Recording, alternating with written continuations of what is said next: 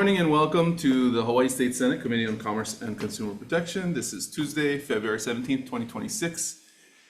This is the 9:20 a.m. CPN hearing in conference room 229 at the Hawaii State Capitol. This meeting is being streamed live on YouTube. And in the unlikely event that we experience technical difficulties and need to abruptly end this hearing, we will reconvene to address any outstanding business on Wednesday, February 18th, 2026 at 9:30 a.m. in this same room, 229. First and only bill on this agenda is Senate Bill 888, Senate Draft 1 relating to consumer protection. This measure prohibits operators of smart household security devices from sharing user data with law enforcement agencies unless the user consents or the law enforcement agency obtains a judicial warrant. First up, we have DCCA's Office of Consumer Protection with comments. Good morning. Good morning, Chair Keokalole, members of the committee. My name is Melissa Enright. I'm with the DCCA Office of Consumer Protection. We stand on our written testimony with comments, and I'm available for any questions. Thank you. Thank you very much. The Judiciary, State of Hawaii with comments, written comments. Jessica Redford in support. Do we have her online? Not present on Zoom, Chair. Thank you. We also have written testimony, all in support from Lynn Matisau, Mamiko Carroll, Jennifer Lum, Noel Lindenman, and late testimony from Carol Gaylord and Michael Older. Is there anyone else in the room or online who would like to testify on this measure? Okay, members, questions? Okay. If not, then we'll proceed to decision-making on this measure. The recommendation is to pass with amendments, clarifying that the Office of Consumer Protection may bring an action to, may bring an action to enforce a violation of this section, and adopting recommended amendments from the judiciary will also defect the effective date of this measure to July 1, 2050. Keep it moving. Members, any discussion? Okay, seeing none, passing with amendments, Chair votes aye. Thank you. Vice Chair also votes aye. Senator Lamusau. Aye. Senator McKelvey is excused. Senator Awa. Thank you. Your recommendation is adopted. Thank you very much. We're adjourned.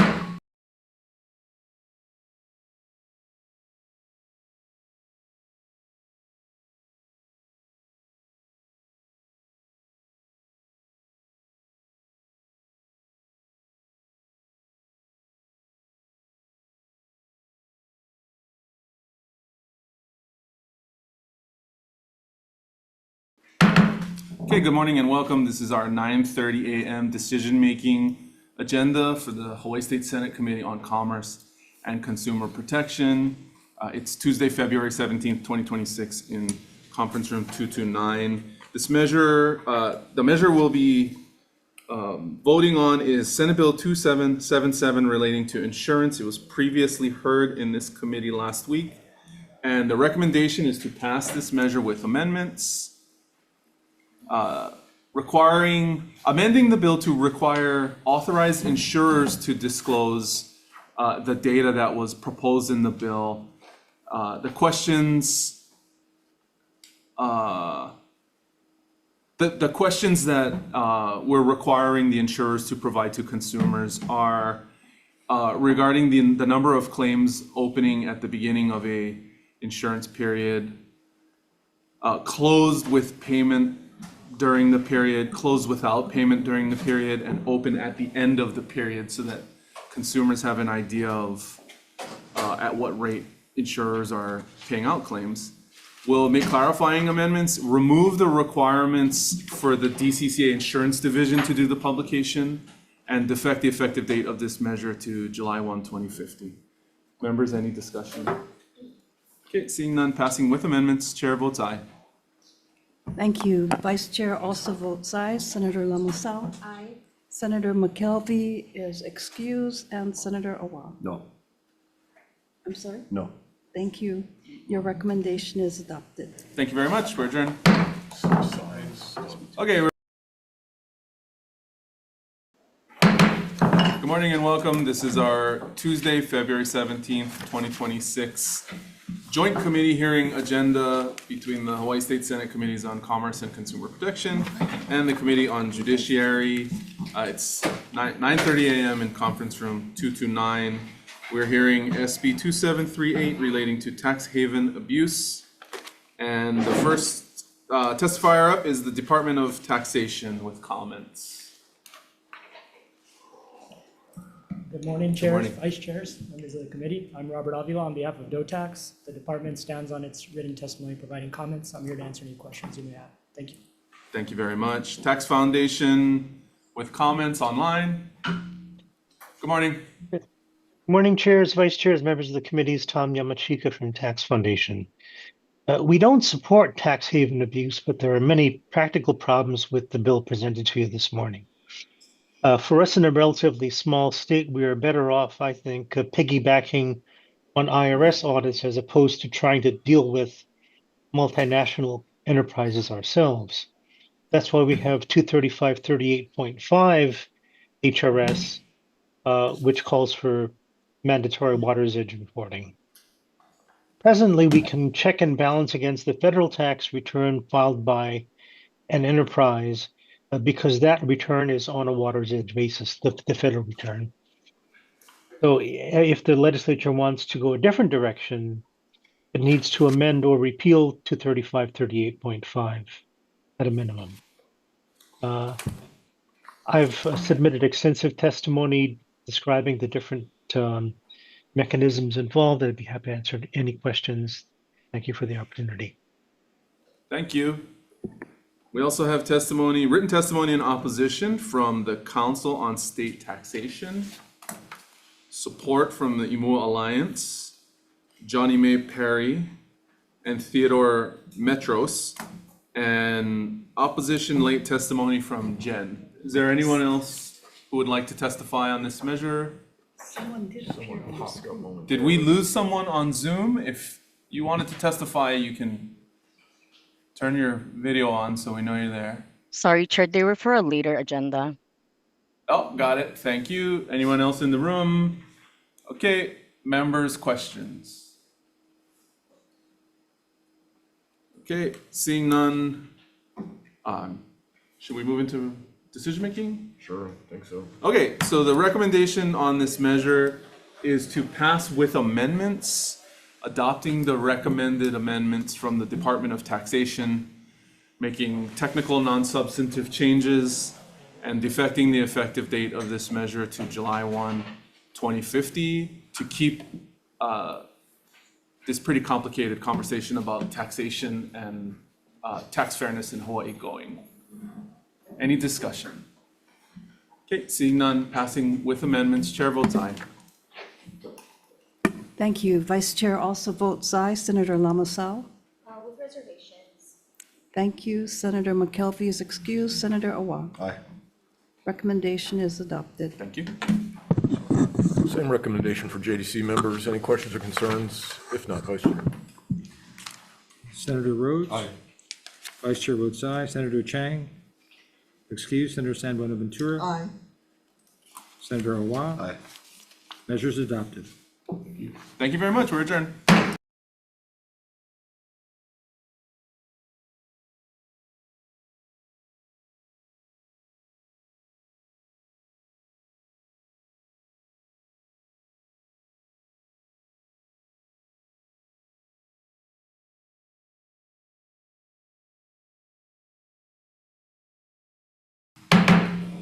Good morning and welcome to this Tuesday, February 17th, 2026, 9:45 a.m. joint committee hearing agenda between the Hawaii State Senate Committees on Commerce and Consumer Protection and Health and Human Services to hear a number of jointly referred bills. In deference to the Health and Human Services Committee, we will move the first three measures to the end of the calendar and allow HHS to take up their bills first. So I'll yield to Senator San Buenaventura. Okay, thank you very much. For HHS, we have a 1-minute time rule. We expect you to stand in your written testimony if you can and just clarify if necessary. But otherwise, we request that because we have a joint committee hearing with substantial testimony, that you stand on your written testimony. So first up, SB 2690 relating to primary care. First up, we have Dr. Lewin in support. Next, we have Insurance Division providing comments. Next, we have AARP in support. I see Audrey Suganuma. We have Insurance Division online. Oh, excuse me. Insurance Division, are you online? Okay, please proceed. Hi, good morning, Chair, Vice Chairs, members of the committee. Insurance Division stands on its written testimony providing comments. Thank you. Okay, thank you very much. Next, we have Audrey Suga Nakagawa by AARP in support.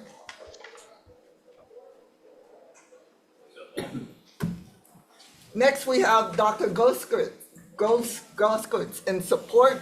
Next, we have Kapono Chong Handsome, MD in support.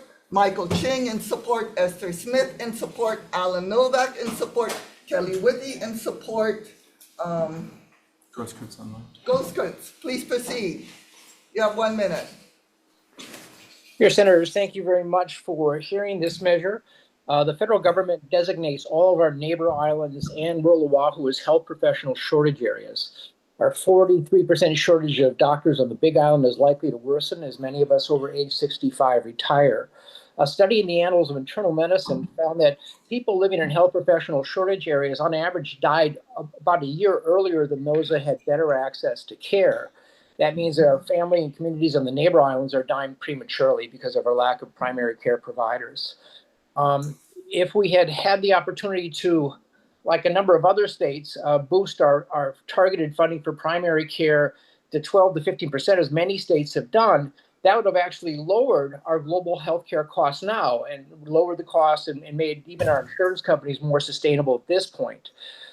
Delaying access to primary care at this point for a couple more years is kind of like having a cancer patient you're treating that's got a life expectancy of 1 year and then putting off chemotherapy for several years. We really need to increase primary care spending to at least 6% by January of 2007. Thank you very much, Dr. Goskowitz. Thank you very much. Next, we have Eric Abe, Hawaii Primary Care Association providing comments. Dr. Ignacio, Hawaii Medical Association in support. Walden Au, HMSA providing comments.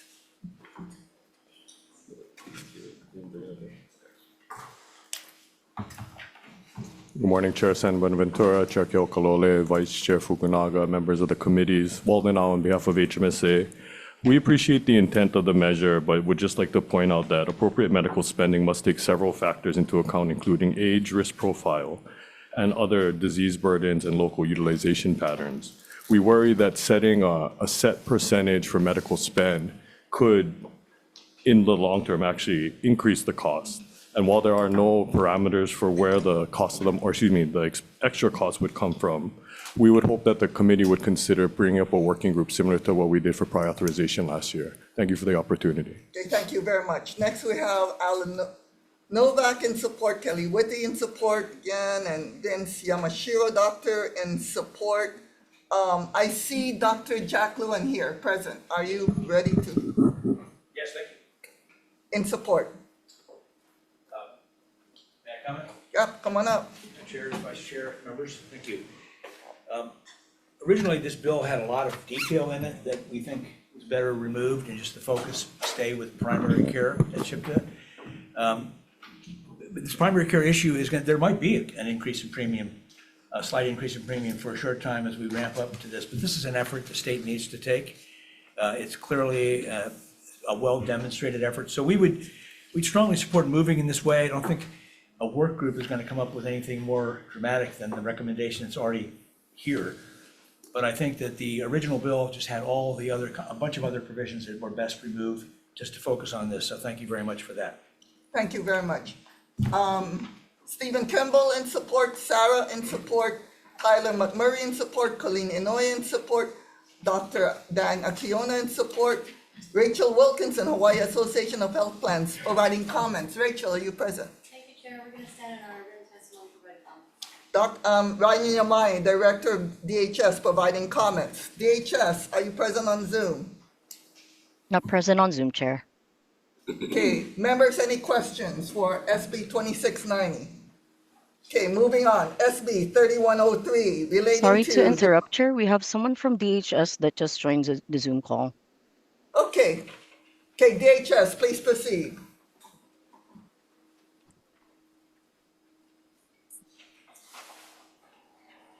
Hi, good morning. Sorry, I'm having technical difficulties. DHS stands on its submitted testimony, and I'm available for comments or questions. Okay, thank you very much. Anybody else wishing to testify on SB 2690? Okay, members, any questions? Okay, moving on. SB 3103, relating to Department of Health Authority to regulate food, drugs, and cosmetics. 3103? Excuse me. My thing is relating to energy assistance. Is it? Yep, relating to energy assistance. First up, we have Director Yamane in support. Are you present, DHS?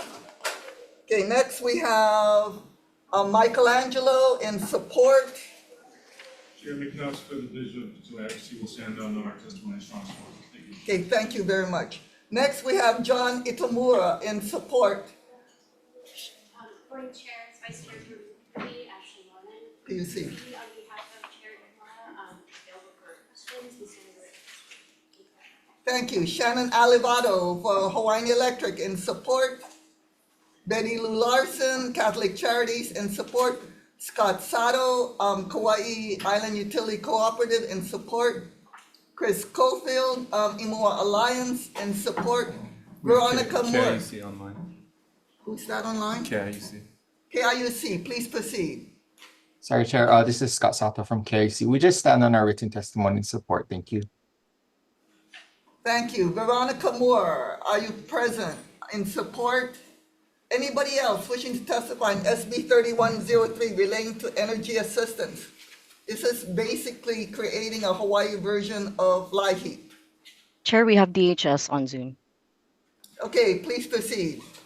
Aloha and good morning. DHS stands on its written submitted testimony, and I'm available for any questions. This is Elisa Furtado Fisher, Financial Assistance Programs Administrator.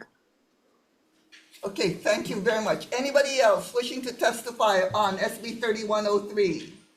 Members, any questions? Okay, moving on. SB 3137, relating to Department of Health's authority to regulate food, drugs, and cosmetics. First up, we have Department of Health, Environmental Health Administration in support. Chairs, Vice Chairs, members of the committee, Matt Brown, Department of Health, Department of Health Services Division, standing on our written testimony in support and available for questions if you have. Thank you. Next, we have Brandon Kinnard, Hawaii Food Plus Policy in support. Anybody else wishing to testify on SB 3137? Members, any questions? Moving on, SB 3164, relating to Child Welfare Service Organizations. First up, Insurance Division, providing comments. Aloha, Next, Chair, we have- Vice Chairs, members of the committee, we have Matt one Tsujima on behalf of the Insurance Division will stand on our written comments. Okay, Insurance Division standing on comments. Next, we have Department of Attorney General in opposition.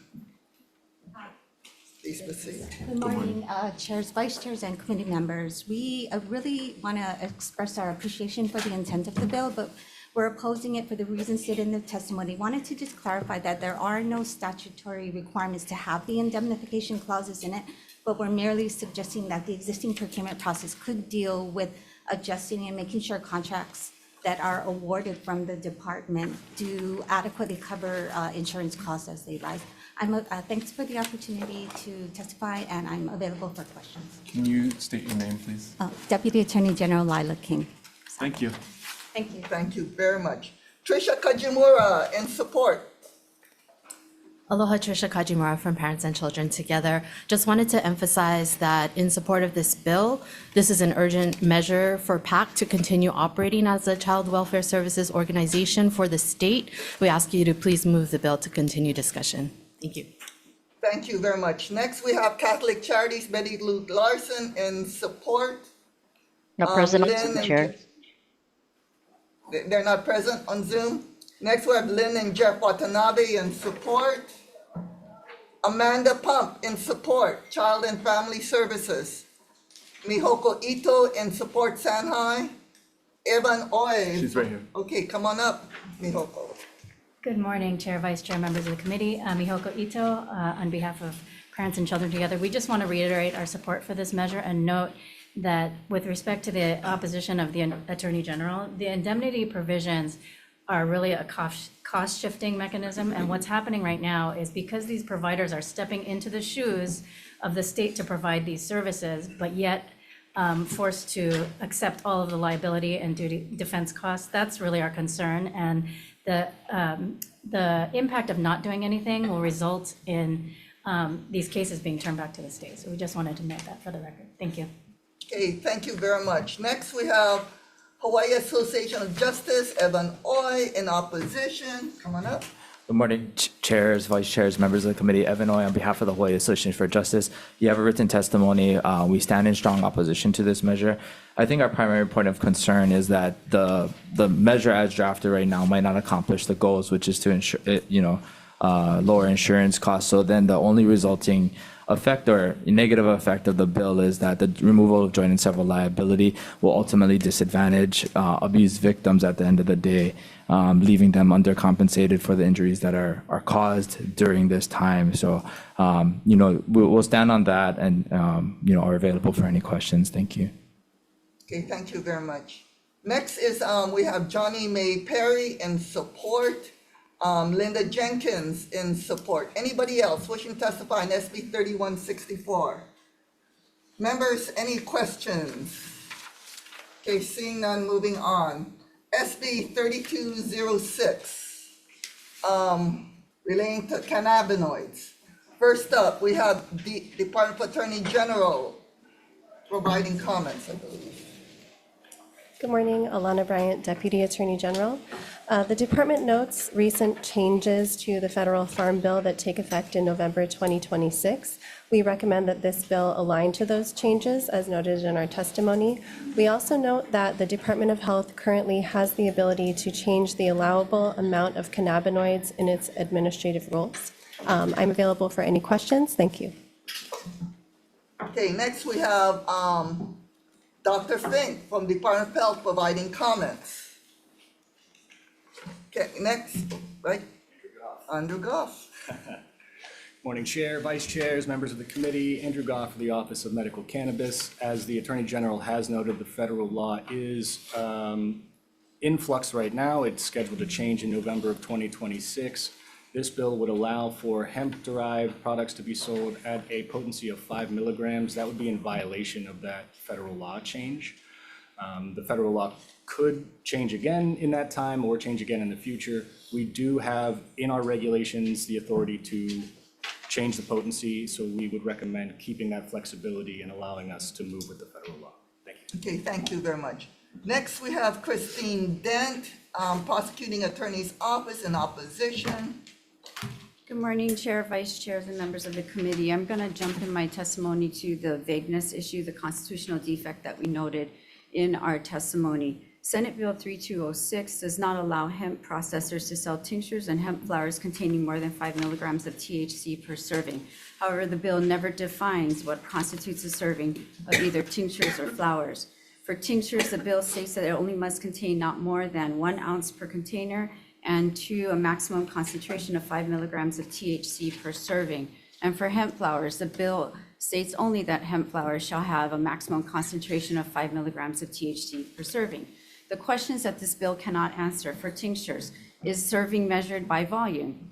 Is it measured by drops? If it is measured by drops, how many drops? Is it 1 dropper full or half a dropper full? Does the manufacturer decide the serving size, or does the department set it by rule? For flowers, is servings measured by weight, 1 gram or 1/8 of an ounce? Is it measured by inhalation, 1 puff? Okay, thank you very much. We do have your written testimony that brought it Okay, down. so I just wanted to exactly emphasize what- that it's vague. Okay, next we have Marijuana Policy Project in support. Karen O'Keefe, are you present on Zoom? I am. Aloha. I'm Karen O'Keefe with the Marijuana Policy Project. We support SB 3206 with amendments. Hawaii voters support legalizing cannabis, and adults should not be punished for using a substance that is safer than alcohol, and which for many is an over-the-counter medicine. This bill is a step in the right direction by legalizing some THC products. However, it doesn't actually legalize the possession by adults of those cannabis or THC products, nor does it include non-discrimination protections or home cultivation in other bills. In addition, the 5 milligram per serving limit on flour is far too low. Another possibility would just be to allow flour with up to, say, 30% THC like some other states do. We also urge you to allow THC products made from cannabis, not just hemp. Cannabis and hemp are the same plant, but hemp has far less THC. Requiring the products to be derived from hemp creates a lot of waste, inefficiency, and chemical synthesization that has some added risks. We have more suggestions in writing. Thank you very much. Next, we have Shelby Pikachu, billionaire in support. Are you present, Shelby, on Zoom? Not on Zoom, Chair. Okay, next we have Laverne Moore in opposition. Laverne, are you present on Zoom? Yes, I am. Oh, not on present. Zoom. Present. Okay, Laverne Please Moore. proceed. I want to correct the record on Senate Bill 3206. This bill talks about limits and regulation, but as a teacher, I see it differently. This bill is about commercializing hemp products in ways that make them nearly impossible to manage on a school campus. When you allow THC in forms like gummies and candies, you are making them accessible in forms that are easily hidden in a backpack or locker. 5 milligrams might sound like a small amount to a legislator, but to a student in the classroom, it's enough to disrupt their learning, their behavior, and safety of their peers. We are already struggling to keep vapes out of our schools. Why would we pass a law that invites more alike products in our stores? This is a safety issue. Marketing these projects make it look like treats, not drugs. It's the students who are being targeted by this accessibility, and teachers who will have to deal with the fallout of the classroom. Please do not make our schools harder to protect. Thank you I very speak much. against it. Thank you. Next, we have Marcus Ostrua, who I know is present here in opposition. Thank you very much. I'll be brief and I'll maintain the 60 minutes. Oh, 60 seconds. Sorry. It's been a while, but anyway, good to see all you here. I'm just going to add several things to my well-researched and written testimony. If you guys are going to move on this bill, I would really be careful because of the current occupant in Washington, D.C., our President Trump. He is part and parcel of what's going on in the hemp industry right now, and be very, very careful with this bill. Consult with congressional delegations. Talk to Senator Hirono, Senator Schatz, Congresswoman Fukuda, Congressman Case, because these bills are being floated right now as we sit here. I'm just making a friendly suggestion. And next time I come here, I hope to bring you guys some product, hemp products that I can purchase from a little shop in Wahiawa or in Waikiki. I don't need a 329 card. I can just go up there and pay them cash or credit. Thank you very much. It's good to see all you folks. Aloha. Aloha, Marcus. Okay, anybody else wishing to testify on SB 3206? Members, any questions? Oh, come on up. Thank you. Good morning. My name is Rob Remlin. I'm the Director of Education for Rare Cannabinoid Company. We're the #1 exporter of Hawaiian hemp in the world, as far as I know. One thing to understand, we stand to support this bill with amendments. One thing to understand is there are several states that have this policy of 5 milligrams, and it allows Hawaii farmers that grow their hemp to not have to send it to the mainland to remediate it down. And that's the equivalent. So the way to tell the difference between hemp and marijuana is THC is the #1 ingredient. That's when you want, if you're trying to buy THC, it's cheaper, all that. But THC does exist in hemp. It's part of the synergistic process, the entourage effect. So this bill actually mimics several states.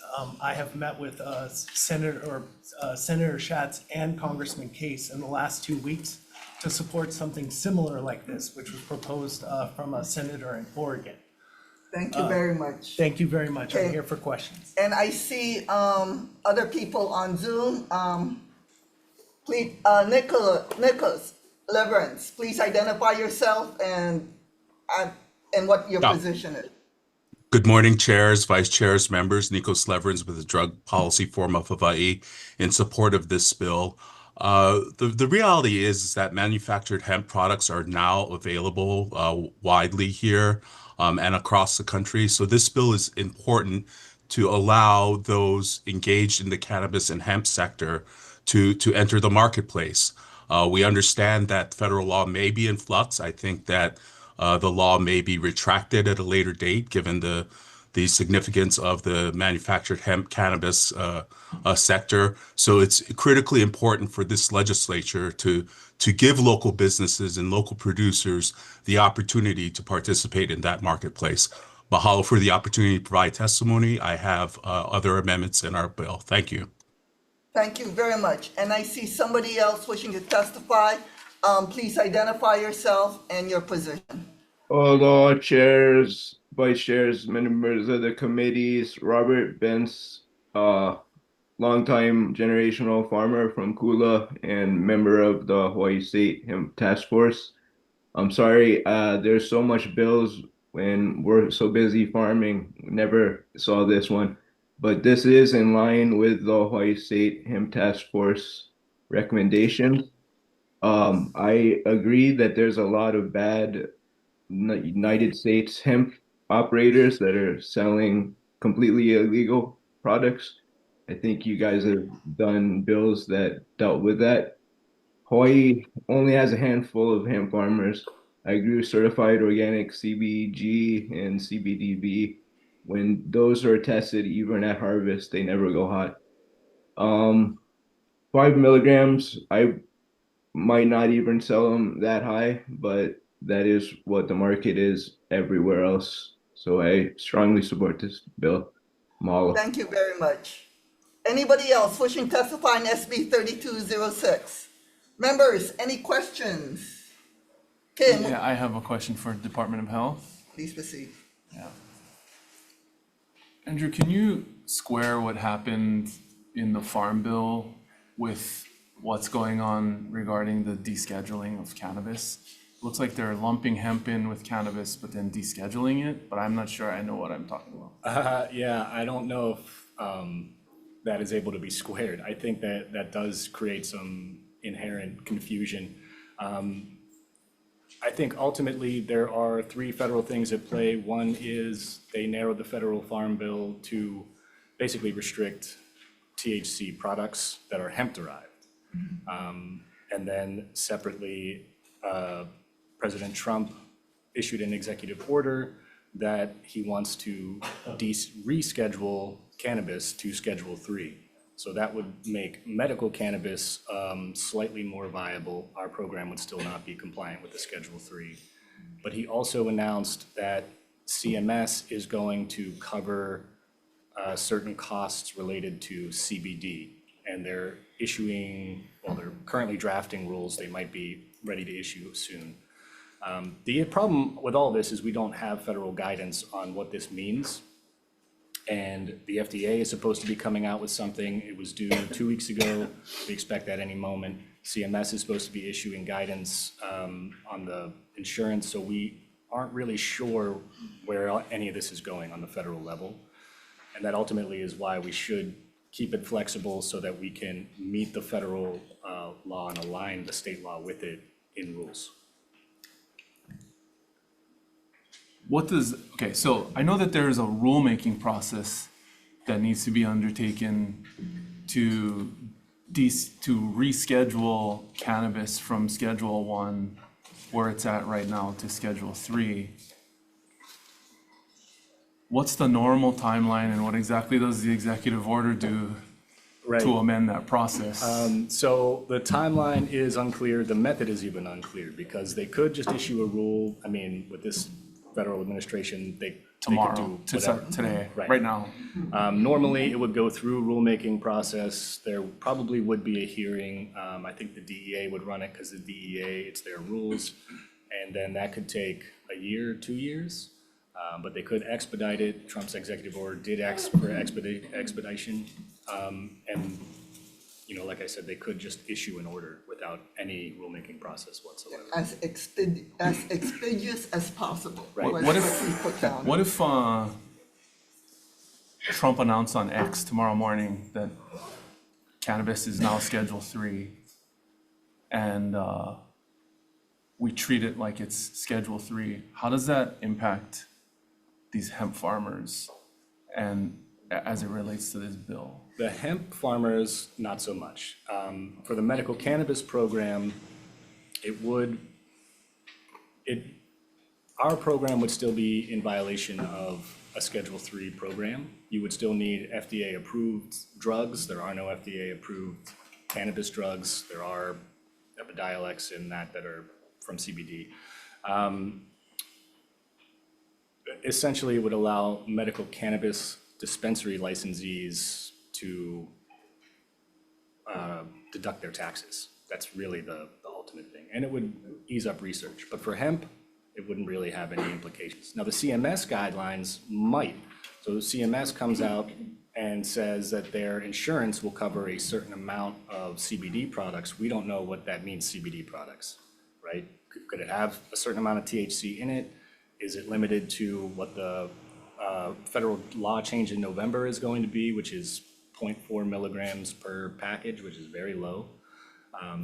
So we're still waiting to kind of figure out what that even means. Okay, thank you. So stick around. So you keep saying that the hemp farmers not so much, but the reason I introduced this bill was to help out the hemp farmers because the last budget bill basically removed hemp, and as of November 26, as what the Attorney General, Deputy Attorney General testified to, will then basically put our hemp farmers out of business as of November 26. So, like what you were talking about, there's multiple balls moving in the federal government, right? Yeah. There's the executive order that basically required the FDA or Department of Justice or whoever, DEA, per President Trump, to expeditiously as possible create rules from Schedule 1 to Schedule 3. There is the budget bill, which they passed back in 2025 as part of the ending of the federal shutdown at that time, that basically removed hemp from Department of Agriculture and relabeled it as cannabis, with, I guess, a lower THC requirement that basically ends the current hemp program as of November of this year, right? That's the one that the hemp farmers are really concerned about. And there's CMS, where we don't know where they're coming from. So wouldn't this bill, should we pass it? Well, I'm really looking at another bill. Help the hemp farmers to continue on under state law. Yeah, okay, so I see where you're going. I think essentially what you would be doing so just to clarify, the budget bill doesn't eliminate hemp. It narrows the definition of hemp. It separates out industrial hemp from cannabinoid hemp, and then it narrows the cannabinoid hemps that are products that are allowed to be sold. So it still is considered hemp, but it's basically just CBD, right? CBD with extremely low trace amounts of THC. A lot of the hemp farmers would not be able to process it down to that level. Right. Some might be able to. So it might eliminate the CBD market in Hawaii. Now, if we created our own hemp program that allows for 5 milligrams or a higher level than what the federal allows, what we would essentially be doing is creating a program that violates federal law. And so we would have a medical cannabis program that violates federal law and a hemp program that violates federal law. That might, in the borders of the state, allow farmers to sell hemp products, but we wouldn't be able to ship them out, and it might limit anything that we can ship because people will be concerned anything coming out of Hawaii might be a violation of federal law. So it would allow probably more sales in the state. Nationwide, you would not have a market. And then we would also have to contend with the federal government. We don't know what kind of enforcement efforts they're going to put towards this. So there's that. But basically, within the confines of the state, we will protect the hemp farmers to keep producing what they're producing now? If we pass this bill or something similar? You would, you would allow a certain amount of THC products. And now from a public health standpoint, I feel we should still stress there are public health issues that come with even a lower potency THC product like this, especially for youth. And I think we heard some testimony from someone from the schools today on that. So that is a concern and a consideration we should take into account when you're doing this. Okay, thank you very much. Anybody else wishing to testify on, or any other questions regarding SB 3206?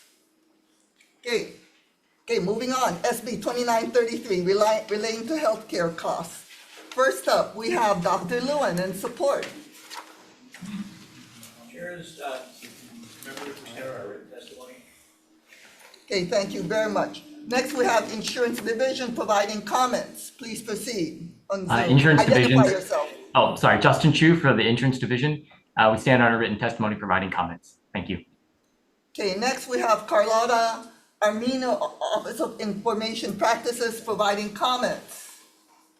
Okay, next we have William Gu in opposition.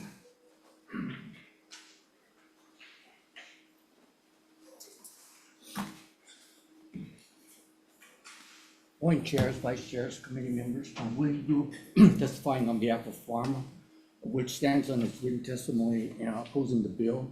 I just wanted to add a few things, that simply to say that the creation of a prescription drug affordability board to directly control drug pricing on drug manufacturers will lead to the lowering of prices for the patient at the counter is unlikely to produce that intended result. It also adds another wrinkle into an already complicated system of discounts, rebates, and other cost-saving measures involving PBMs and insurers, which have not been effectively used to control drug prices at the counter for patients. Just like to conclude by saying that establishing a PDAP will likely be problematic, difficult to implement and integrate with the current cost-saving measures, costly to the state, and not an effective way to continue to address this issue. Thank you for the opportunity to testify. Okay, thank you very much. Next, we have Department of Health in support, but not wanting it to be in Department of Health, wanting it to be with CHIPTA. Is that correct, Dr. Fink? You signed in your written testimony in support. Not here? Yes. Okay, Yes, Chair. thank you very much. Next, we have Veronica Moore in support. Anybody else wishing to testify on SB 2933? Yes. ARP is in support. This measure might be a late testimony, so I'll submit the written here. Okay, thank you very much. ARP in support. Members, any questions? Okay, my Sorry to question interrupt, is Chair. for- We have someone on Zoom wishing to testify. Please proceed, identify yourself. Primo Castro with the Biotechnology Innovation Organization. Prescription drug affordability boards, or PDABs, are an unproven experiment with zero record of success, where states have collectively spent over 17 million with zero documented patient savings to date. Importantly, PDABs do not lower what patients actually pay. They focus on list prices, even though patient costs are driven by insurance design and pharmacy benefit managers, not by the manufacturer. That's why 3 patients can walk into the same pharmacy and pay 3 different prices for the same medicine. Finally, PDABs risk undermining the innovation ecosystem that patients depend on. Developing new therapy takes over a decade of billions of dollars. Blunt price controls jeopardize that investment. If our goal is true affordability, we should focus on solutions that actually help patients, like capping out-of-pocket costs, reforming PBM practices, and ensuring rebates reach the patients. Thank you for your time. Okay, thank you very much. I see someone else wishing to testify on 2933. Please identify yourself and please proceed. Yes, aloha. My name is Courtney Whitlock, and I'm here today in support of the Senate bill in a personal capacity, although I work directly in a prescription drug affordability policy and support the operation of Oregon's Prescription Drug Affordability Board. Establishing a PDAB is an important step towards addressing high prescription drug cost through a transparent, evidence-based review process. My experience has shown that a successful board depends heavily on the implementation work that follows, developing infrastructure, clear data methodology, and reviewing the rules. Across multiple states, Upper Payment Limit Authority has proven to be one of the most complex elements to operationalize, but practical in a sense where it helps frame the grounding, especially for Hawaii-specific data needs. These sequencing strengthen the board's ability to produce durable evidence-based solutions. Opposition will argue that overall it harms innovation and access, yet I am here to share with you my personal experience. We are successful in identifying prescription drugs that can be unaffordable to the healthcare system and patient out-of-pocket costs. Thank you for your time. Thank you very much. Anybody else wishing to testify on SB 2933? Members, any questions? I have one. Dr. Lewin, come on up. So you heard Department of Health's testimony. They don't want it in Department of Health, this authority, but they want it in your agency. What do you think? Can you folks handle it? How many people do you folks have already in your agency? This would require some resources to implement effectively. I'd like to come back with some estimation of that at a later time. I haven't done that today, but it would definitely, it's a worthy cause, but one that would require some staffing and some resources to accomplish effectively. Thank you very much. Anybody else wishing to testify or any other questions on SB 2933? Okay, moving on. SB 3133 relating to preventive medicine. First up, we have Dr. Lewin in support. We will stand on our written testimony and support. Next, we have Department of Health in support. Good morning, Chair, Vice Chair, members of the committee. Thank you for the opportunity to testify in support of this measure. We need are, to identify yourself. Sarah Kemble, State Epidemiologist and Disease Outbreak Control Division Chief. We are seeing changes right now at the federal level that are moving away from evidence-based recommendations regarding healthcare and posing a threat to access to immunizations and other preventive services for people in our state. This bill would accomplish ensuring that Hawaii residents continue to have coverage without cost sharing of evidence-based immunizations and other certain preventive services, reduce confusion for patients and providers, expand access by allowing pharmacists to provide recommended immunizations, and protect healthcare providers who provide those evidence-based clinical services. Thank you, and we'll stand on our written testimony.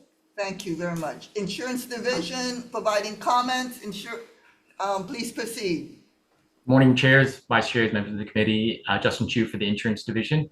We stand on our written testimony providing comments. Thank you. Thank you very much. Next, we have Healthcare Association of Hawaii, Paige Choi in support. Paige, are you present? No. Dr. Ignacio of Hawaii Medical Association in support. Mike Wen of Aloha Care in support. Renee Dipperink in opposition. Cheryl Toyofuku in opposition. Anybody else wishing to testify on SB 3133?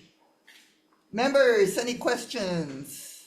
Okay, moving on. SB 3315 relating to cannabis. Okay, first up, we have Deputy AG providing comments. Good morning, chairs, members of the committee. Alana Bryant, Deputy Attorney General. The department notes its written comments on this bill regarding potential liability for applicants. I'm available for any questions. Thank you. Thank you very much. Next, we have Department of Health providing comments. Morning, chairs, vice chairs, members of the committee. Andrew Goff, Office of Medical Cannabis Control and Regulation. This bill would essentially allow a one-time purchase of up to 2 ounces of cannabis prior to registration for a patient that fills out an application. For a caregiver, you can purchase for up to 5 patients. That means they can at one time purchase up to 10 ounces of cannabis from a store. Now, the system can't track purchases unless you are registered. That's the point of the registration system. The entire medical cannabis program is based on tracking from seed to sale. We wouldn't be able to track when it gets sold unless it gets registered. Now, I know you'll hear testimony today that this is the only medicine that you can't go to a pharmacy and fill out the same day. And there's truth to that, but registration is the thing that allows us to track. For pharmacies have really complicated systems of tracking and able to verify compliance. Those are all important to make sure that the pharmaceutical sales are compliant, and to verify that they're not being abused. And we saw that like with the opioid crisis. So for us, it's registration. Thank you very much, Andrew. Thank you. Okay, next we have Karen O'Keefe. I see you present in support from Marijuana Policy Project. Please proceed. We strongly support SB 3315, which would allow qualifying patients or their caregivers to make a single purchase of medical cannabis while they wait for their cards to be issued. Other states, including California and Louisiana, allow patients to make immediate purchases with a written recommendation, and we know that the ID cards can take days in Hawaii. This would ensure that patients don't have to wait for relief. We urge you to also add language to make it unequivocally clear that patients can have protections for possessing that cannabis they purchase. And regarding the DOH comments, this could be easily remedied. For example, a patient that submits their application could write down the one dispensary they would go to make their one purchase from, and then they couldn't go to multiple dispensaries, and you would have tracking without a delay. Mahalo for introducing this bill and for your time. Thank you very much. Next, we have Shelby Pikachu, billionaire, in support. Shelby, are you present on Zoom? Not on Zoom, Chair. Okay, we have Clifton Otto, Akamai Cannabis Consulting, providing comments. Clifton, are you present on Zoom? Also not on Zoom. Okay, Courtney Kaser in support, and Marcus Ashur, I see you present. Yes, thank you very much, Chair. Just a couple of comments. I think California, Oregon, Colorado are not the states to follow with this kind of policy. I think that's the wrong states to follow. I hope people understand that 2 ounces is a lot of marijuana, especially the potency and the type and strain that we have today. It's not your mother's or your father's or even the weed I smoked in the 70s at Leleho High School in the back. So if you get 5 people times 2 ounces, that's 10 ounces. That's a heck of a lot of marijuana. That's way more than half a pound of marijuana. And let's say that I'm denied the 329 card. I still got the stuff. What a great deal, right? And then, not tracking, that's going to be problematic for the marijuana guys here, medical marijuana guys, because that's part and parcel of the federal restraint on enforcement. Robust tracking of product. And it's not like a pharmacy because marijuana, medical, is not a pharmacy. It's not FDA approved. Thank you very much. Thank you very much, Marcus. Okay, anybody else wishing to testify on SB 3315? Excuse me, Chair, we have Clifton Otto on Zoom, and we have another testifier, Nikos Leverance. Okay, please proceed, Clifton, and then Nikos right after. Oh, we lost him. Oh. Okay, so maybe we have Nikos next, and then, there you are. Please proceed. You need to unmute yourself, Clifton. Dr. Otto, unmute yourself. Please proceed. You have 1 minute. Can you hear me? Yes. This is for SB 3315? Yes. Okay, I guess there was a change in the order then. Yes. Yes. Aloha, chairs, vice chairs, members of the committees, Dr. Clifton Otto offering comments. You have my written testimony that I'd like to briefly summarize. The department is currently doing a great job of approving registration applications in about 2 days. However, even a day can make a big difference in the life of a patient, and even tiny errors like using an O instead of a 0 on the ID number can make significant delays. Authorizing a one-time purchase is a possible solution, but one that will likely be problematic. A better way to hasten access is to make registration approval occur the instant the certifying provider submits the online application. Reportedly, registry software can already allow certifying providers and registry staff to edit applications, which could be activated to reduce errors before applications are submitted and correct any minor errors afterwards without delaying approval. State law says that patients shall have uninterrupted access to medical cannabis. So let's figure out how to make this possible. Thank you for considering my testimony. I'll be available for any questions. Nikos, you're next. You have 1 minute. Aloha, Madam. Aloha, chairs, vice chairs, members. Nikos Leverance with Drug Policy Forum of Hawai'i. We strongly support this bill. We believe that people who get a medical recommendation should be able to access medications immediately, as was the case, as I've told people in California well over a decade and a half ago. It was instantaneous. The tracking can be done at the retail level by the merchant, by the dispensary. We also recommend an amendment to ensure that folks can possess and transport medical cannabis with a valid written recommendation. Mahalo for the opportunity to provide testimony. Okay, thank you very much. Anybody else wishing to testify? Come on up, you have 1 minute, 3315. Let's let her go first, please. Okay. No, you can just sit in the other chair. There's 2 chairs. Aloha Chair, Vice Chairs, and committee members. I'm Carla Lusa, the CEO for NOAA Botanicals. I would just like to highlight, we are trying to improve patient access. And, this ask comes up multiple times. It's come up about 5 times, I think, in the life of the dispensary program. And we need to acknowledge that this is a regulatory delay, right? Like, we have healthcare providers saying people need it. We can upgrade the system to allow either the doctor or the dispensary to enter them into the system so that people can get their medicine on the day it's prescribed. I just highlight that because related to the earlier discussion about hemp-derived products, medical dispensaries carry the same potencies as the hemp-derived products brought up this morning, and we refuse to give people access to that. It's the same product, cannabis and hemp, same plant, hemp-derived, another way to say cannabis. We have those potencies in medicine today in the medical dispensaries, and people are seeking it as an alternative to traditional medicine, so we should make it available. Thank you very much. Okay, come on up. My name is Landis Lum. I'm a addiction medicine family doctor and director of the IHS detox facility. I used to write medical cannabis approvals for anyone who asked, as I used to smoke pot myself and felt it could help anxiety, pain, PTSD.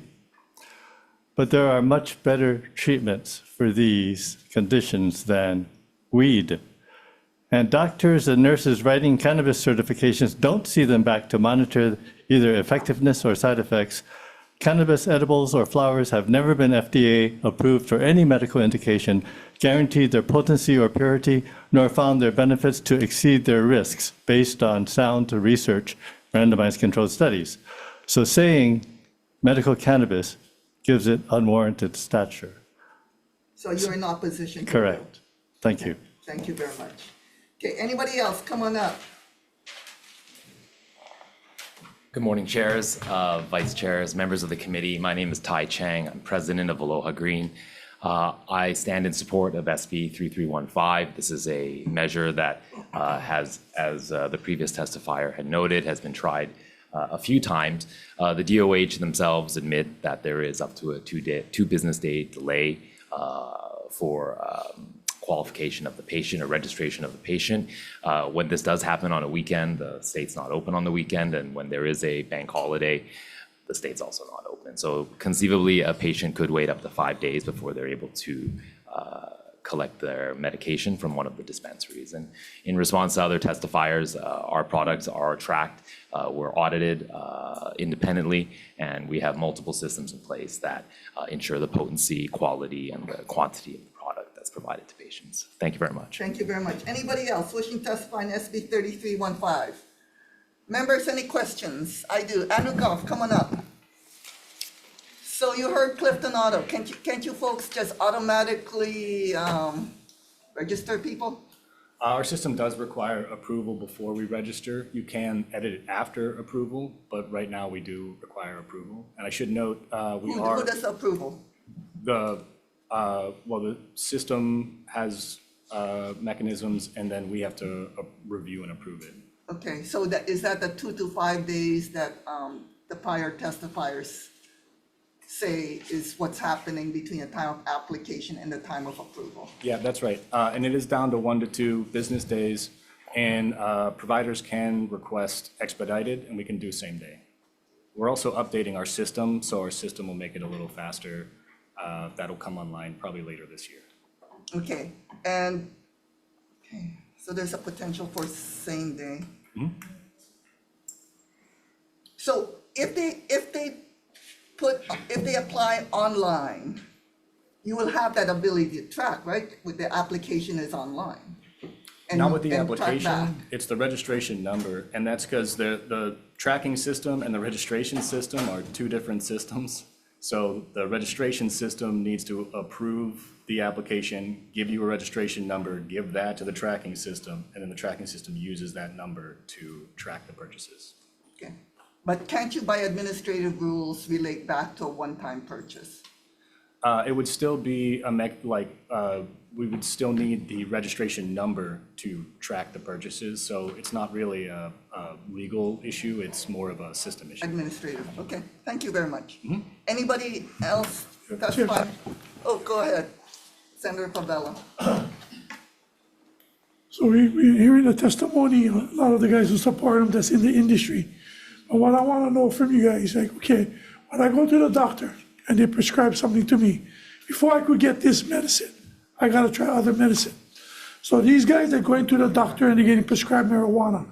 Did they try any other drugs? Do you guys know? Is that tracked?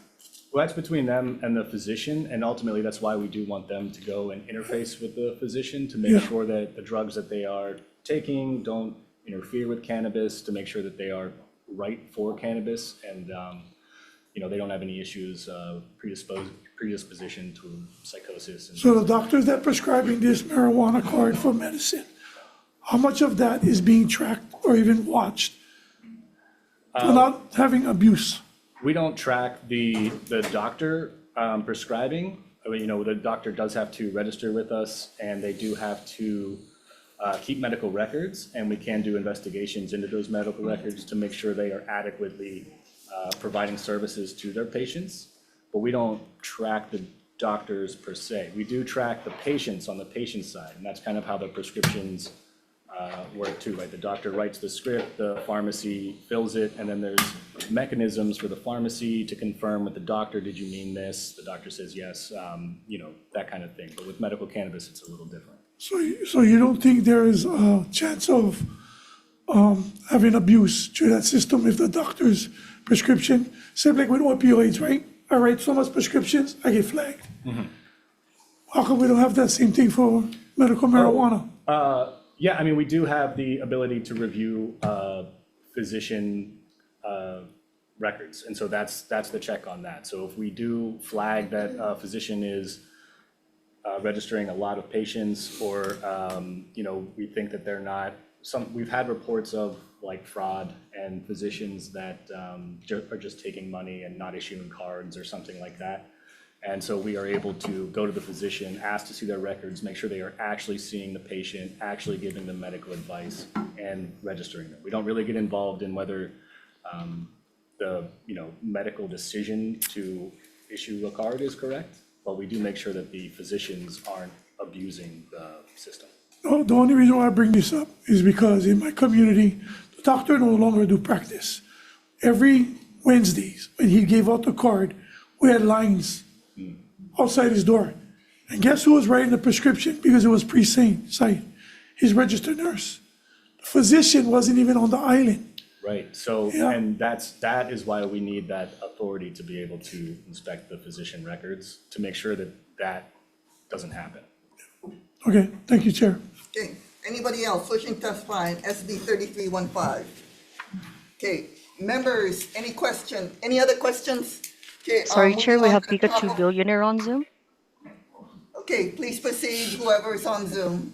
Oh, Hi guys, it's Pikachu Shelby Billionaire. I oppose this bill. I'm a 420 advocate. We just filmed the convention, and it's totally government overreach. You read my testimony. I'm literally on the bus now, so I can't be too loud.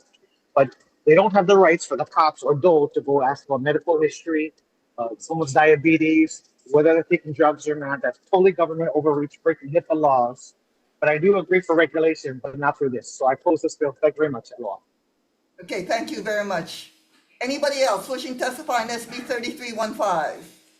Okay, moving on to the top of the calendar, we have, So we're moving on to SB 2421 relating to cannabis.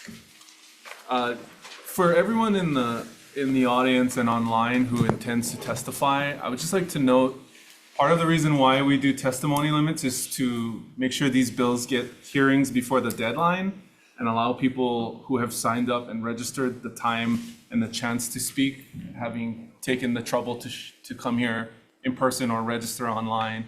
With that said, we have 27 individuals who've signed up to provide testimony on this measure, and this hearing space must conclude at 11:15 in order for the senators to make their way down to the floor for their daily floor session. So we have been provided your written testimony and reviewed it. Again, we'd like to provide the opportunity for everyone who signed up to get a chance and not have to come back again tomorrow to testify. So if you could stand on your testimony, that would be great. If you could summarize, that would be even better. First up, we have the Attorney General's office with comments. Thank you. Good morning. Alana Bryant, Deputy Attorney General. I'd like to briefly note our comments on this bill. First, our department does not take issue with adult use legalization being conditioned on one of the 3 triggers in the bill. We would recommend, however, that adult use legalization not take effect until 18 months after the trigger occurs. This would give time for law enforcement to prepare and for the public time to prepare, allow time for an education campaign prior to implementation. We also noted an exemption from the definition of nuisance in HRS 322-1 for cannabis and hemp products, including their odors. The department is concerned that it may limit a potential enforcement tool in regulating cannabis-related nuisances.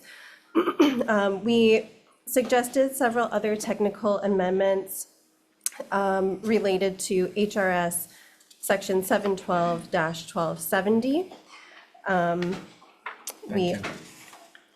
Thank you. Thank you. If you have any questions, I will be here. Thank you so much.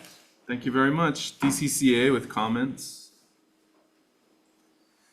Good morning, Chair, Good morning. chairs, and members of the committees. Nadine Nando here, Director of DCCA, standing on our written comments with regard to this measure. And in particular, I guess, underscoring what we put was the significance in the bill of the establishment of a separate public body, Hawaii Cannabis and Hemp Office, and only to be administratively attached to the DCC. Thank you. I'm available for questions. Thank you very much. Department of Health with comments.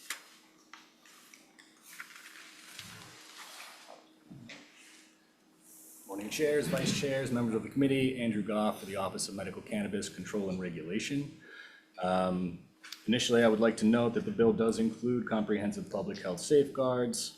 Regulated access is preferable to unregulated access, and that decriminalizing cannabis possession reduces incarceration, which is in itself a good thing. However, scientific evidence is pretty clear that increased access will lead to increased use and associated harms. This is going to create perpetual health demands. We see this with alcohol and tobacco. We have to spend a considerable amount of resources in order to combat the harms and reduce them from those substances. And that's especially the case among vulnerable populations, especially the youth. And just some of the studies that we've cited, increased cannabis use does increase the risk of psychosis and progression to schizophrenia. High potency THC exposure among youth is associated with depression and anxiety and hallucinations. And prenatal exposure leads to preterm birth, low birth weight, and adverse effects on cognitive behavior and development. These are all things we would have to address. Thank you very much. Department of Agriculture and Biosecurity with comments. Department of Taxation with comments. Yes, good morning, chairs, vice chairs, committee members. Garrison Kirk, Department of Taxation. We'll stand on our written testimony, providing comments. I'm here for questions. Thank you. Thank you very much. Department of Law Enforcement with comments. Let me see. Prosecuting Attorney's Office, Honolulu. Good morning. Good morning, chairs, vice chairs, members of the committee. My name is Steve Alm, Honolulu prosecutor. We stand in strong opposition to this bill. It would set up a framework for commercial legalization in Hawaii. And I think it's an even chance that commercial legalization will never happen in Hawaii. the research keeps coming out every year that's negative about it. No states have legalized since 2023. A whole country, Thailand, has gone against it. And while some adults may occasionally use marijuana without a bad result, typically middle-class folks, professional folks, you know, like you guys or lawyers, but for many others, 1 out of 3 marijuana users develops cannabis use disorder. And that's going to be lower income people. Daily users now outnumber daily drinkers. And it's the addicts who buy most of the marijuana now. So do we want to be in the addiction for profit business? I don't think so. Thank you. Thank you very much. Hawaii Family Forum, in opposition? Good morning. Aloha Chair, Vice Chairs, members of the committee. I'm Eva Andrade. I'm the president of Hawai'i Family Forum, and we stand in opposition to Senate Bill 2421. We appreciate that the intent of the bill is to address the illegal cannabis activity that's already negatively affecting our states. But Senate Bill 2421, it establishes a permanent regulatory body taxation system and commercial licensing framework that's going to embed the cannabis industry right into the very culture of Hawai'i. That is a significant policy commitment with generational implications. Even with the safeguards that are written in the bill, we're still learning from all the other states about the broader social and public health effects of large-scale commercialization. Once this infrastructure is created, it's going to become the very foundation of future expansion and industry growth. We're asking whether this level of structural commitment is right for Hawaii at this time, and we don't believe that it is. So we respectfully urge you to defer Senate Bill 2421. Mahalo. Thank you very much. American Cancer Society, Cancer Action Network, in opposition? Chairs, Vice Chairs, Good morning. members, good morning. Cynthia Al, AC, with American Cancer Society Cancer Action Network. We respectfully oppose the measure and ask for additional clarity within the bill. We urge clear, explicit language stating that smoking and cannabis and hemp are prohibited in all smoke-free places, including those covered under Chapter 328J. We recommend adopting comprehensive, consistent definition to include all forms of smoking and to avoid regulatory gaps. We're available to speak to any of the lawmakers on specific bill language that requires clarification. Thank you. Thank you very much. Green Aloha Limited, in support. The Hawaii Cannabis Industry Association, in support.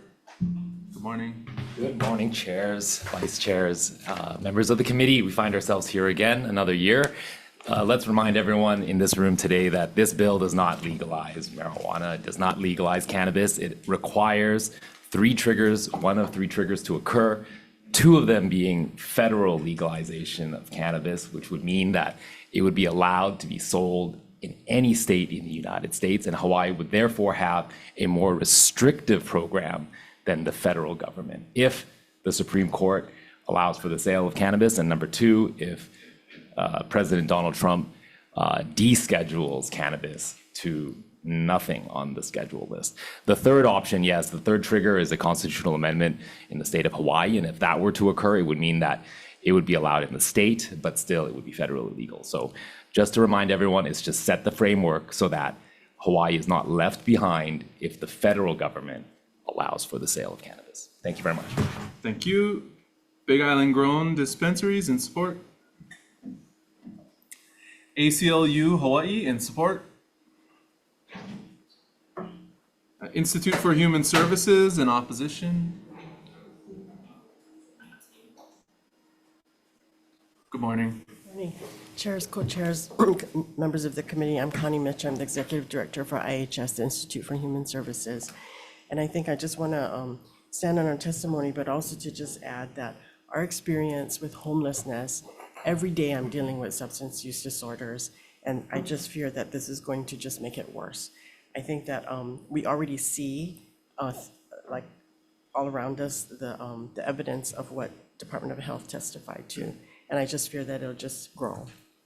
Thank you. Thank you very much. Manoa Botanicals, in support. Good morning, Chair. Good morning. And committee members.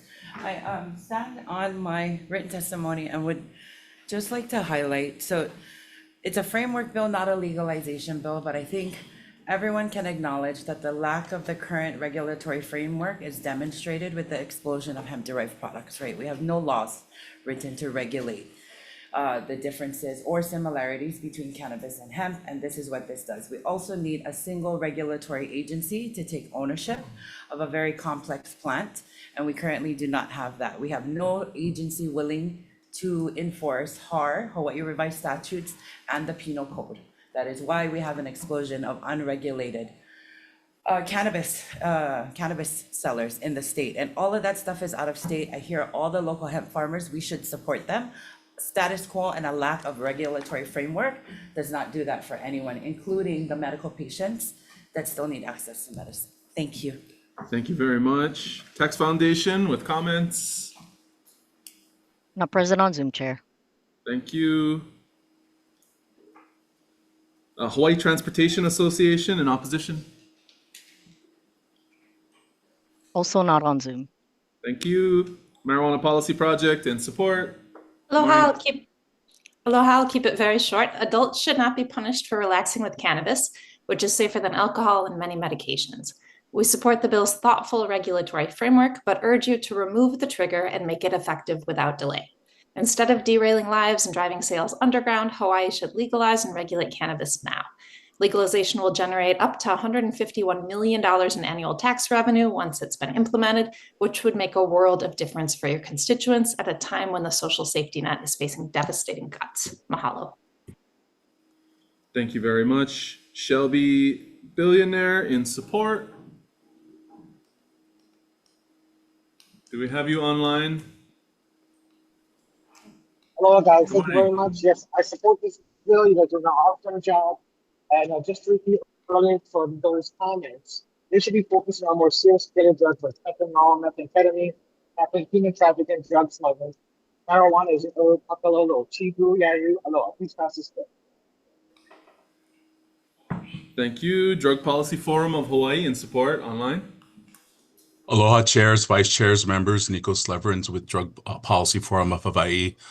We too recommend the dropping of the trigger, and we appreciate this bill's regulatory framework. It's especially important to facilitate smaller, locally owned farms and businesses, including the craft cannabis sector.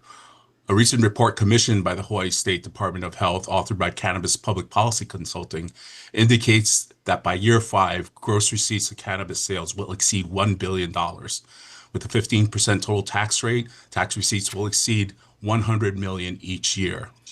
Given the recent experience of New Mexico, however, which has a similar population to Hawaii, but a tourism sector that's less important, the estimates of this report are likely conservative. In its first year of adult use sales, New Mexico saw $300 million in gross sales. By 2024, it saw $76 million in state tax revenue. Mahalo for the opportunity to provide testimony. Thank you very much. Laverne Moore in opposition. Good morning. Hello, Laverne Moore, former special ed teacher for 54 years. I strongly oppose this bill. As a special ed teacher, I see my students struggle with this, with substance abuse. What it is, it's not just a phase. What happens to them when they're on substance abuse? They have problems concentrating, emotional disturbance, they disturb the schools. It's not safe to be on campus when you have students acting this way. We cannot balance the state budget on the backs of our students' well-being. The long-term struggles I have seen in my classroom for 54 years outweighs any short-term financial gains. I urge you to prioritize our children over revenue. Thank you. Thank you very much. Gary Abuta in opposition. Good morning. Morning. My name is Gary Abuta. I'm the Executive Director for the Hawaii High Intensity Drug Trafficking Area out of the Executive Office of the President, Office of National Drug Control Policy. If recreational marijuana should be legalized in Hawaii, for two narratives. The first narrative is that Colorado, California, and Oklahoma grow the best illegal marijuana on the planet.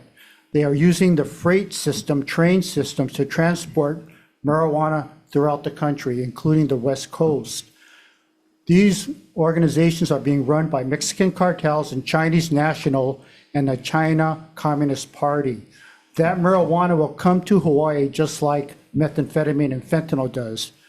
The second narrative is that everybody's going to buy marijuana at legal dispensaries. That's a false narrative. That's not going to happen. Lastly, I want to leave you with this article. It's a New York Times article. It's time for America to admit that it has a marijuana problem. This came out last week, February 6th. You're talking about the New York Times. Thank you. Thank you. Marcus Oshiro, in opposition. I'll note, Mr. Yabuta, we do have copies of the, yeah. Okay, thank you very much. I'll stick to my 60 seconds here. I have a summary here. For one, this bill creates a powerful centralized commercial cannabis bureaucracy with carte blanche authority for rulemaking for several years. That's not transparency. That does not instill any confidence in your citizens. At the same time, the bill deems to legalize cannabis based on a future federal event or a con law amendment. It's speculation. I think two of the advocates acknowledge that they want it today. But you guys don't have enough facts. You guys don't have enough science. You guys have no data to make the decision. And the con law proposal is really terrible. It takes away your responsibility as legislators, the deliberative body that you guys occupy today. Don't punt it to the voters. They're naive, and I speak honestly. This measure promises new taxes, new jobs, public and consumer safety, with no data, no details, and no backup plan. There is no free lunch. You guys know that. We've been through the hardest time, roughest times with COVID, the Great Recession. So don't take a mainland cookie cutter approach, ill-suited for us. This is not good for the people of Hawaii. Vote it down or defer it. Thank you. Thank you. Marion Logan in opposition. Gerald Bush in opposition. Good morning. Good morning. I'm Gerald Bush, chairs and vice chairs. In opposition, I'm a physician, board certified in general, child and adolescent, addiction and forensic psychiatry. I'm on the APA Council on Addiction Psychiatry and past president of the Hawaii Psychiatric Medical Association. For 5 years, I directed the Psychiatric Emergency Department at Queens Medical Center.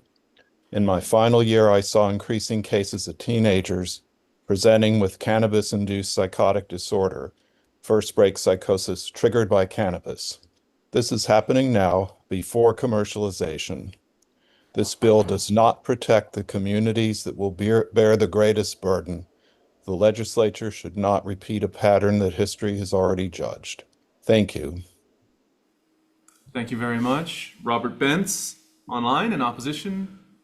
Hello, chairs, vice chairs, members of the committee. Unfortunately, having to oppose this bill. I love cannabis. It saved my life. I'm only here today, according to several doctors. I had a cauliflower sized aneurysm, but it should be legal for everybody. But the state has failed completely at the regulation of both hemp and cannabis. So to now add recreational is very bad. Also, this bill has things that would kill medical patients embedded in it. It's a problem when 8 companies control everything in the state and Canada. They all have motivation to keep prices high. Nowhere else do people try to keep the price of a medication high. In Massachusetts, they are recently talking about putting a freeze on licenses to keep prices high. Everything should be regulated the same, and that way we eliminate the black market model. Thank you very much. Daniel Chinin in opposition online. Not on Zoom, Chair. Thank you. That's all the testimony we have registered. Is there anyone else who would like to testify? Oh yeah, Chief. Good morning. Aloha and good morning. Chairs, Vice Chair, members of the committee. I'm Interim Chief Rowdy Vanek of the Honolulu Police Department, testifying in opposition to State Bill 2421. While we recognize that cannabis policy continues to evolve nationwide, this measure moves Hawaii towards commercialization of marijuana before critically public safety issues have been fully addressed. Legislation would have significant impacts on enforcement practices, roadway safety, youth access, and overall community health. First, although the bill establishes new offenses, including consuming marijuana while operating a vehicle, impaired driving is already a growing concern in our community. Expanding legal access will likely increase usage and in turn, the risk of drug-impaired driving. Second, the impact on youth cannot be overstated. Increasing availability and normalization of marijuana in states such as Colorado, California, have raised concerns regarding accidental ingestion, high-potency products, and marketing that may appeal to minors. Greater accessibility may further complicate prevention and enforcement efforts aimed at protecting our keiki. For these reasons, we respectfully urge caution and opposition to this measure. Thank you for the opportunity to testify. Thank you very much. Is there anyone else who would like to testify? Yes. Good morning. Good morning. Thank you for letting me add my 2 cents. My name is Carolyn Martinez-Galoyu, and I'm from District 43. They keep changing the districts on us. Anyway, I'm here in complete support. I'm an adult. I'm 79 years old. I have aches where I didn't know you could have aches. I would use marijuana, pot, what we called it when I was growing up, but I never used it then, but I need it now. And I know I can go and get a license. And guess what? That costs me over $100, plus a doctor's visit. I can go to all these other doctors, but the doctors, until you make it. Anyway, what I'm saying is, I'm an adult. Let me decide for myself. We, the people, means everyone in my decision. And thank you very much. And I hope you pass this bill. It's overdue and doesn't make any sense not to. Thank you. Is there anyone else who would like to testify on this measure? Members, oh, please.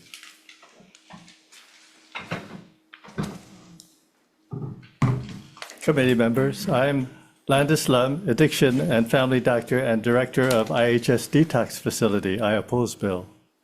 Driving stoned is as bad as driving drunk. 4 years ago, my stoned patient crashed, sending a tourist to intensive care for weeks, killing her mother. Legalization results in over 1,000 additional traffic deaths annually. By age 45, weed users have MRIs showing brain damage and lower IQ, wealth, and happiness. They have lower graduation rates from high school and college, and increased tax revenues from legalization will therefore turn net negative due to lower income. Weed can cause incurable schizophrenia, leading to homelessness. Cannabis harms are underappreciated. Only 10% use it for health. The most common reasons cited for using THC, for fun. Do we want to leave our keiki a legacy of worse health, wealth, and happiness so adults can have fun? I'll stay for questions. Thank you. Is there anyone else who would like to testify? Seeing none, members, questions? Okay, if not, in total, there were 17 in support, 44 in opposition, and 10 offering comments. Next measure is SB 3275. Relating to cannabis. First up, Attorney General's office in opposition. Good morning, Alana Bryant, Deputy Attorney General. The department opposes this bill because it would legalize a certain amount of adult use cannabis, but doesn't contain the provisions that our department considers integral to any adult use cannabis bill, which we noted in our testimony. We're also concerned that in this bill, the program would be administered by the DCCA rather than DOH. DOH has expertise in this field, and if this bill is to pass, we recommend the proposed program be administered by the Department of Health. Thank you, and I'm available for questions. Thank you very much. Department of Health, comments?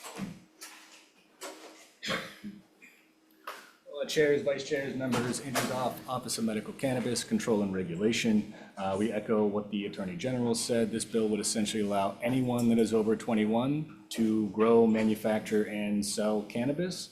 There are no regulatory mechanisms in place to be able to review this or enforce this. And so we would recommend that we include, if this bill is going to move, some kind of licensing system, sections for testing, labeling, and packaging, age verification, and all the public health safeguards in the previous bill. Thank you. Thank you very much. Department of Human Resources Development with comments. Good morning. Brenna Hashimoto here from DEFER. DEFER stands on its written testimony providing comments or requesting. Thank you very much for standing on your testimony. Department of Law Enforcement with comments. Honorable Prosecutor in opposition. Good morning, Steve Alm, chairs, vice chair, and member of the committee. I stand in strong opposition to it. Frankly, I think promoting weak or low-dose marijuana doesn't make a lot of sense. People buy marijuana to get stoned, and they're going to be buying it from the black market. They're not going to go to a store that sells lower amount, and that's why nationwide the marijuana industry is going for more potent and potent marijuana. That's the goal, and it's the daily users want it as strong as possible. Again, those are the addicts. They're the ones who'd be buying it here. Thank you very much. Thank you very much. Hawaii Substance Abuse Coalition in opposition.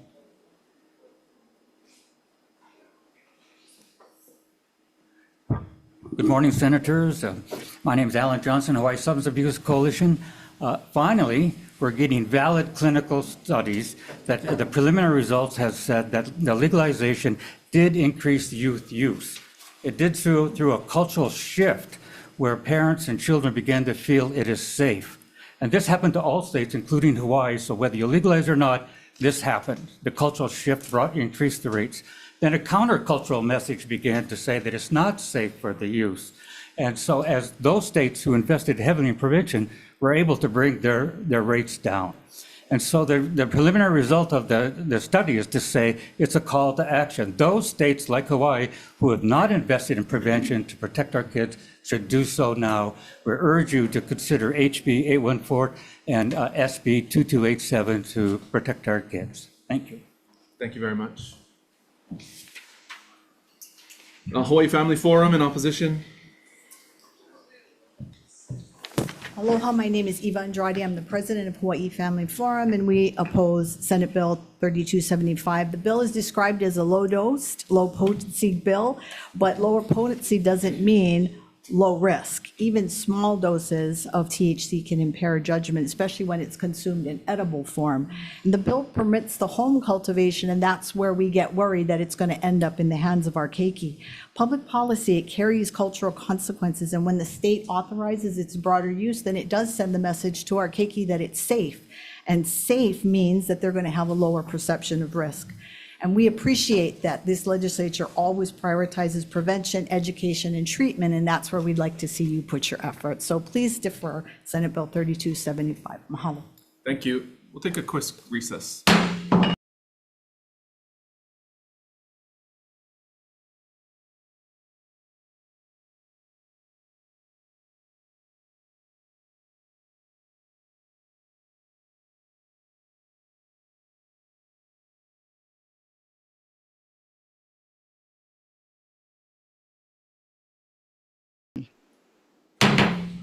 Okay, we're back for this 9:45 a.m. joint committee hearing between the HHS and CPN committees.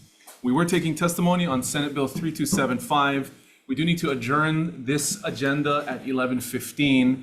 We also have Senate Bill 3105 relating to physician assistant licensure compact. So sorry to the PAs in the room.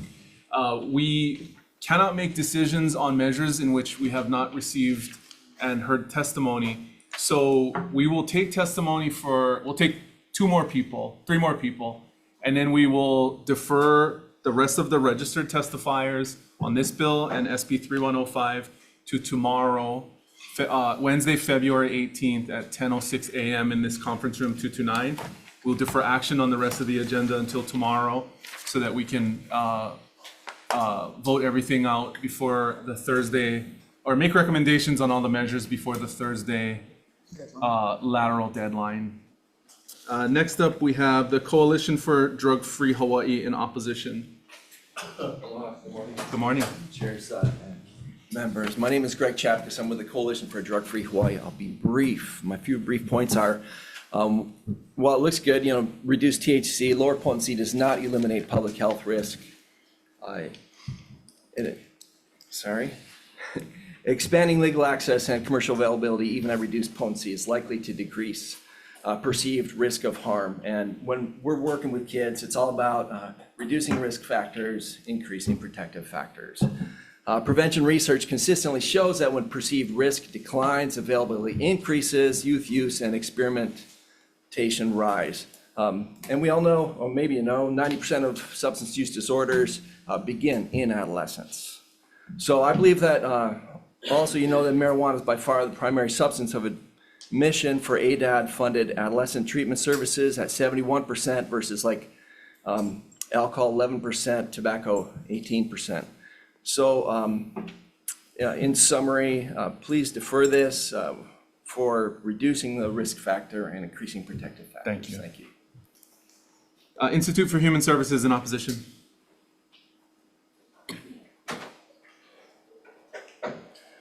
Good morning, chairs, vice chairs, committee members. I'm Simon Eber from the Institute for Human Services. We stand on our written testimony, but I also want to take this chance to add the most common form of substance abuse we see in our shelters is alcohol use, and that is a legal substance.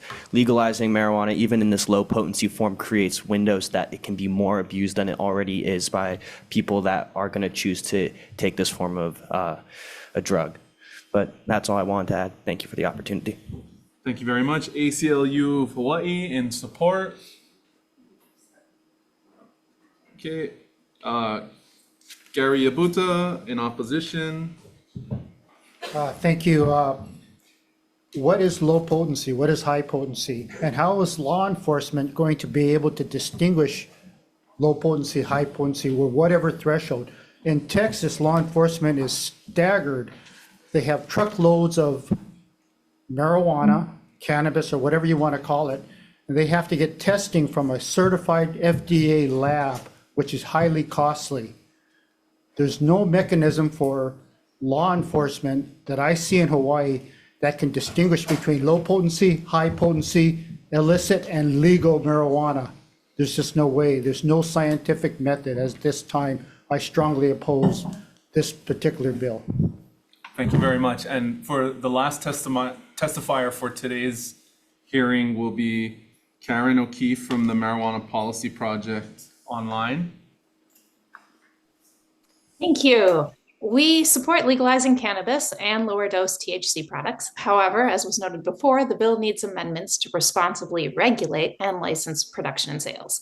We have suggested amendments in our written testimony. I also wanted to say that I found the characterization of daily cannabis users as addicts offensive.